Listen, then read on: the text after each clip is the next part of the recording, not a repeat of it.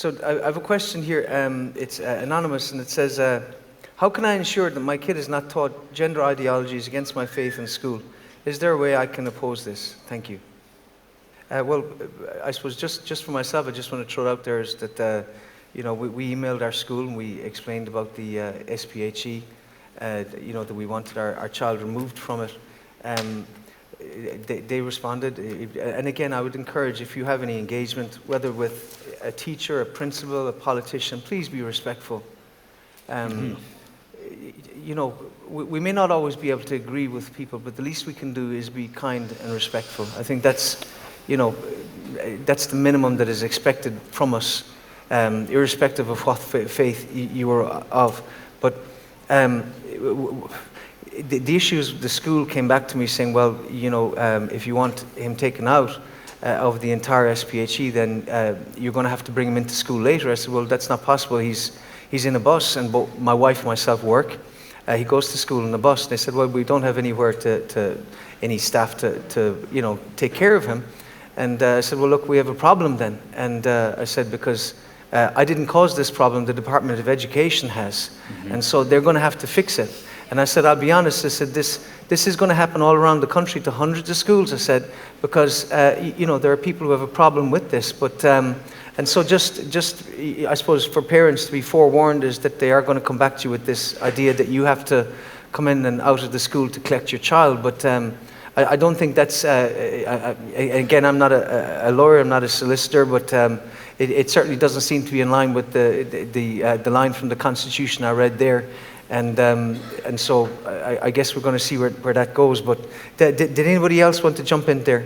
I think I was speaking to Education Minister Norma Foley earlier in the year at a press event, and I was asking her about some of these more controversial materials that are being taught in classrooms, and she insisted that she was very a strong proponent of parental consent and making sure that nothing was taught against parental consent, and that she was going to make sure that there was an opt-out clause and so on. And that's all well and good. It remains to be seen if that will be the case when everything is said and done. But what I thought after hearing that was, it's sort of unusual that when we're talking about highly inappropriate materials, you would have to opt out of that. It seems more unusual that you have to sort of isolate yourself as a child. Other kids in the class are going to be wondering, well, why doesn't he attend the same classes that I do? And then you're kind of putting a target on your own back socially to be declared some sort of backwards troglodyte because you don't want to learn about the latest SPHE ideology that they've injected into the classroom. So I even think the opt-out model, as obviously it's better than nothing, you'd rather you have that choice than not have it. I still think it's wrong that it's being taught at all in the first place. I shouldn't have to deliberately pull my child out of learning something that's absolutely crazy, Yeah, amen. And there is that aspect of the stigma, that nobody wants their kid to be the one that is the odd one out, and I think that's.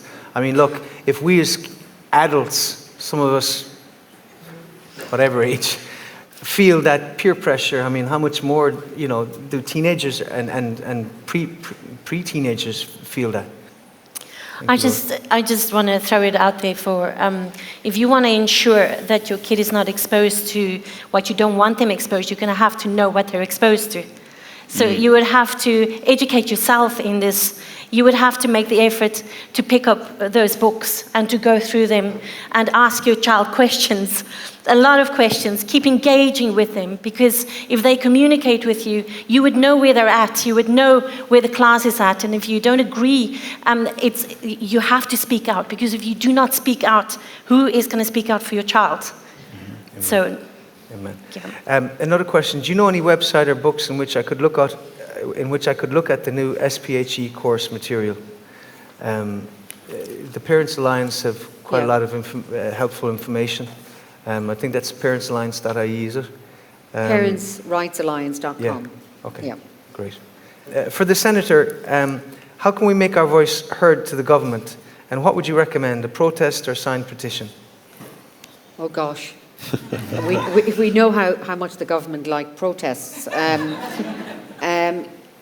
Look, I think it's really important that you know the legislation that protects parents and the rights you have as a parent with a child going to school. And that Section 9 of the Education Act is really, really important. And if the schools have failed to consult with you, they're breaking the law. That is the reality of it. They're breaking the law. They must consult with the parents with regard to the education that they're teaching your child. So I suppose really what I would say to you is go to your principals, go to your Board of Management, write to your Board of Management and ask them what consultation have they taken with the parents in relation to the introduction of this new curriculum. And you will find that they have probably done none. So therefore, you're within your rights to report them for breaking the law. That is the reality. They are breaking the law. They are legally obliged under Section 9D. A school shall provide education to students which promote the moral, spiritual and social and personal development of students and provide health education for them in consultation with their parents and having regard to the characteristic spirits of the school. So that's the legislation. You've got to use the legislation that's there. I might just add to that a lot of people at election time, when a politician comes to their door, be it for the council elections or the general election or whatever it might be, if it's a candidate that they know they're obviously not going to vote for, if there's some certain parties that you would never consider voting for, we all have different, views about who we support and so on. A lot of people will just say, oh no, I'm not interested, and basically send them away. I would say that it'd be good to actually engage with the politician and let them know that this is something that's very, very important to me. And even if you would never vote for them, maybe tell them, I won't vote for you because you don't support this kind of thing. Because I think it's very easy for them to discount one person like that. It's very easy for them to discount two people like that. But if every door they're knocking on, this whole thing about SPHE curriculum's really worrying me, keeps coming up again and again and again, that is going to filter back to HQ. That will make an impact on them. And even if they don't care at all about the issue itself, they care about their own seats, they care about their careers. So I think that people should probably be a bit more proactive in trying to create election issues, make this a pivotal subject that parties have to weigh in on if they want to get a vote from anybody, and talk about it and make that known to people in a very generalized way. And I think the more we talk about these things, it's like the erosion of the word woman out of the Constitution. Even though all these things are hidden within legislation, and that particular word woman was taken out of the work-life balance bill. Now, you'd have never thought that you would have found this piece of legislation that were trying to take out the word woman. So you really have to watch legislation that they're putting through at every single time. So they roll back on that. They've now sort of gone into the cupboards when it comes to the erosion of women in the home, because they can't even define what a woman is. So therefore, they've gone to the hills with that one. I saw someone say they were dreading me asking them about that all. Right, okay. That was going to be the whole the rest of the year. Even the free speech legislation too, they're becoming afraid of that as well. So I think the more you highlight issues, the more afraid they become, and they will run for the hills. So that's where we really want them. We don't want them pushing this gender ideology on our children. I really don't care. I shouldn't say I don't care, but when you're an adult, you can make that decision. Mm-hmm. But while you're a child, we need to do everything we can to protect the children that's there. Yeah. And I say that as a parent, but also as a foster parent of over 100 children. And I've seen some horror stories, that have come inside my door over the years, and how vulnerable these children are.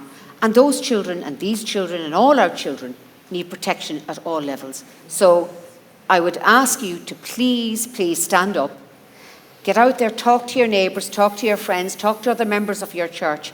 And like you said, it's not just about the pastors and the priests and the imams. It is important that we get consensus among all faiths. This is an all-faith issue. This is about our children and our family. Mm-hmm. So please stand up. And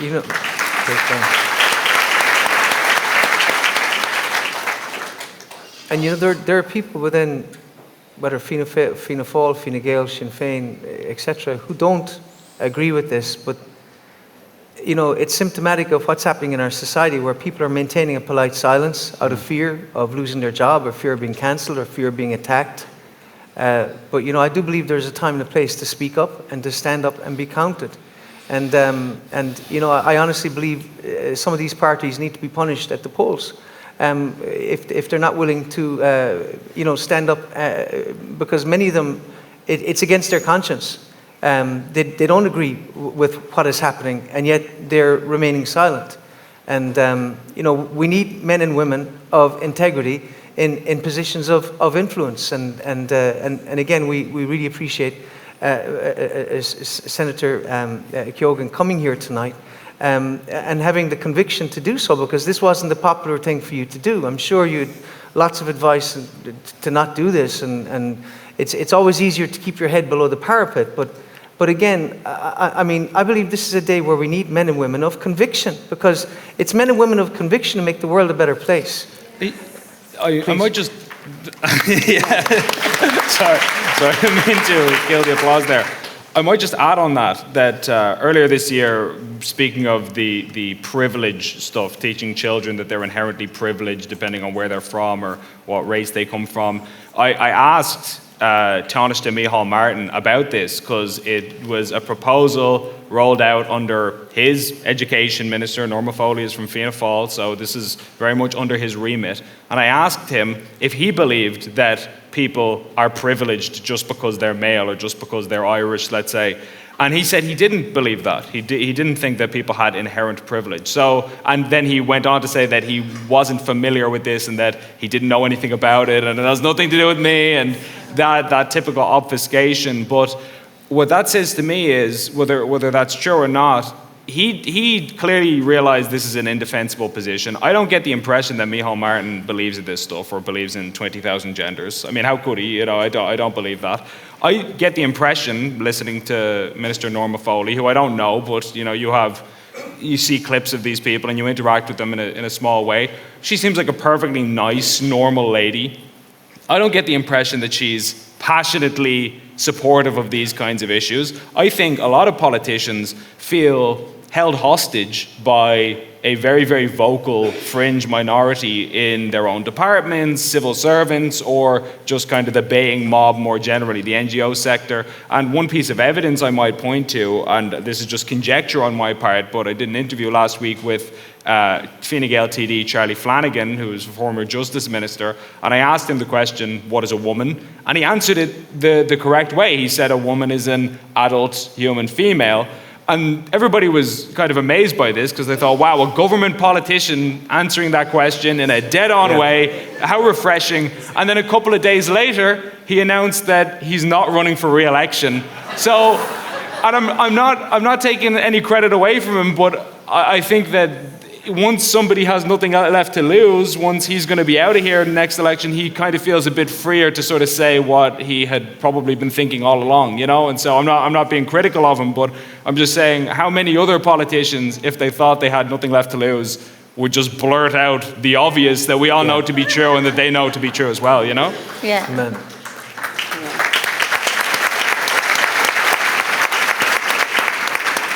Could I just say that before I came on stage tonight and when I met Pastor John, today in my office I got a phone call, do not come here tonight. Do not speak here tonight. So I'm glad that I've come, because I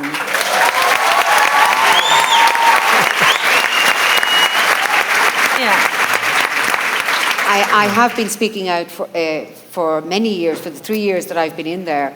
I think I was one of the first to highlight the Tavistock clinic issue with regards to the children attending that clinic. I've spoken out about the surrogacy issue, the commercialisation of children I find appalling. I've spoken out about the rights of the unborn. I've spoken out about the sex education in our schools and sexualisation of our children. But some people were asking me, why wasn't I at the protest last Wednesday? And actually, I was on my way into the door last Wednesday. And I got a call, and I think this, we really need to listen to this, because there's a lot of children out there, and teenagers particularly, that are suffering. I got a call when I was on my way in from a parent, and she said, Sharon, my daughter is self-harming. That was my third call in 2 weeks. My third phone call of teenagers, young girls that are self-harming. So we have a crisis on our hands with regards to our young children and their mental health. And we need to really talk about that. That is something we need to be talking about. Because that feeds into what is happening here, what they're seeing on their mobile phones, what is trendy. They're watching TikTok. Self-harming seems to be some sort of a phase that is happening within first and second years in school. I would have had many children over the years that would have come into my care who would have been self-harming. And some of those children don't realise that those scars never go away. They don't go away. So body positivity is something that we should all be talking about for our children, for our young girls and for boys, because self-harming doesn't necessarily mean it's all about the girls. It is too about the boys, but more so about the girls. So I turned my car and I went back to speak to that parent and that child last week. And I now find that I didn't make it into the Dáil because I had to go to, a colleague had died, one of my council friends had died, and I had to go to the wake. So I didn't make it in to the protest. But nevertheless, political commentators and radio hosts were blaming Sharon Keoghan, the far-right senator, for all the agitation that was caused on the streets of Dublin last week. They wouldn't lace my shoes with the work that I do for people in my community. And I find it absolutely offensive that they would attack my faith. They laughed at my faith on the radio. I am absolutely fed up of being called a bigot, a racist, a homophobe, a transphobe. All of these things that I've been labelled over the years. And I'm absolutely sick of it. I am none of those things. I live my faith out to be a good Christian, to be compassionate and loving to all my people, all the people that I come before me every day, of all faiths, of all colours. It doesn't matter to me. And I am fed up, like I'd say many people in this audience are, of being labelled. It is just shocking that that's the way that they try and punish people who stand up to speak the truth. And I will continue to speak that truth.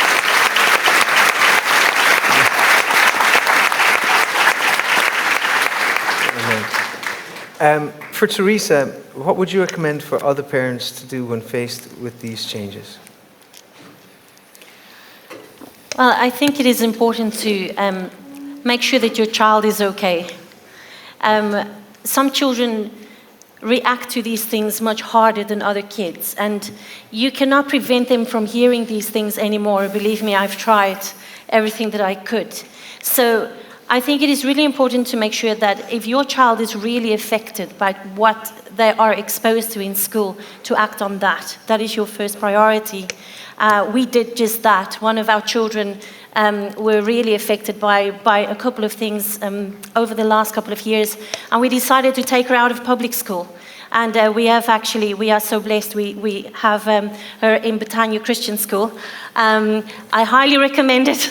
It was worth every penny spent. And it's really helped her a lot to just get back to herself. And so that's the first thing I would say. Do whatever you can to make sure that your child is good emotionally. They are under so much pressure with depression and anxiety, and because these topics are too heavy for them to carry, like Pastor John has said. And they wonder why our kids suffer with depression and anxiety. It's because they are teaching them things that they are not ready to hear.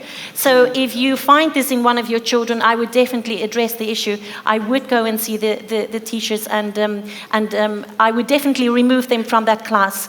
I know it's not ideal, but it's at least something that you are legally allowed to do. And it's one step I would take, and if it goes so far, remove them. Amen. Thank you.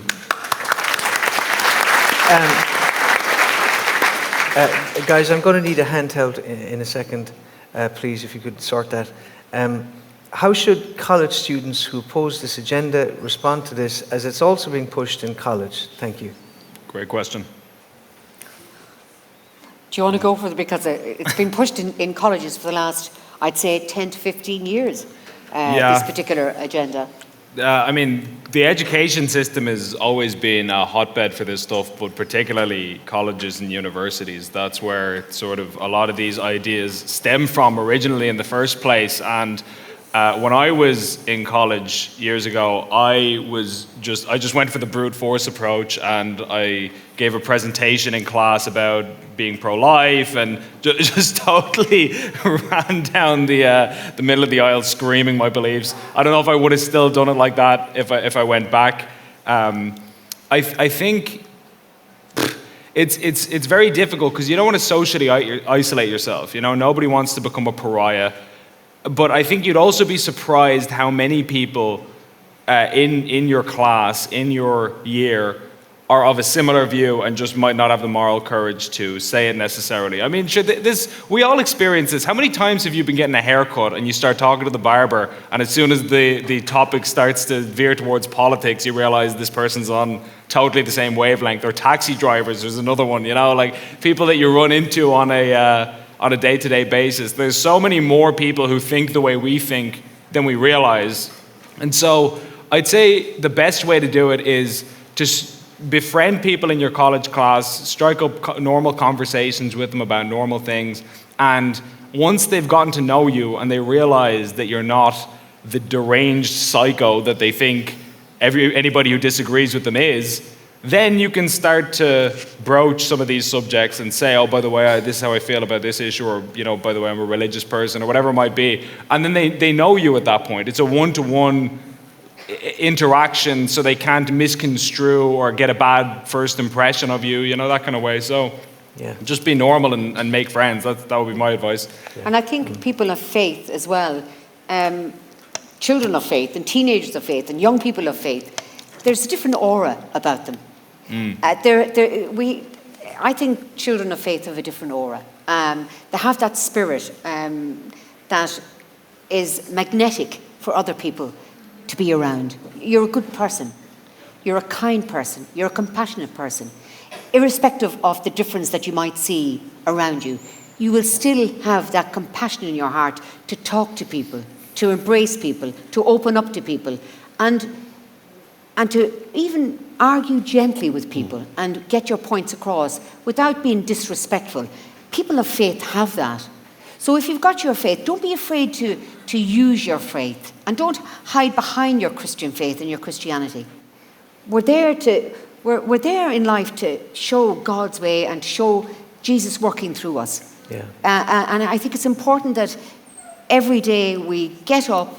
I get up every day. I pray to God every morning to get me up every day, to do the work that I have to do.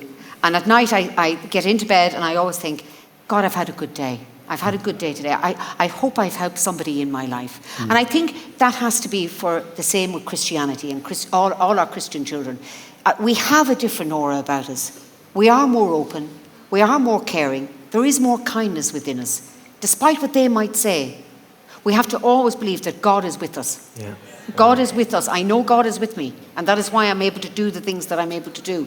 And I'm sure He's with all of us here tonight. So and not to be afraid to tell people that you are a Christian, that you're Catholic, that you're a Protestant, whatever your faith may be. Don't be afraid of it.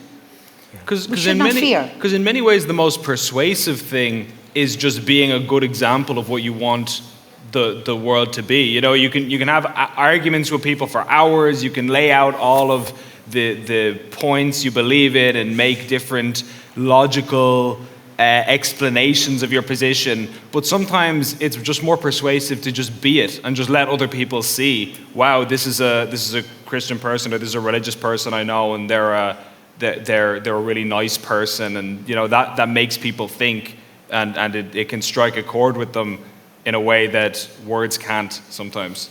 Yeah. And you know, and I think there's a direct correlation actually between the reduction of faith teaching and people having faith, and the increase in mental health issues. And because as Christians, we believe that your mental health is linked to your spiritual health, and that's something I know secular governments don't like to acknowledge. But, you know,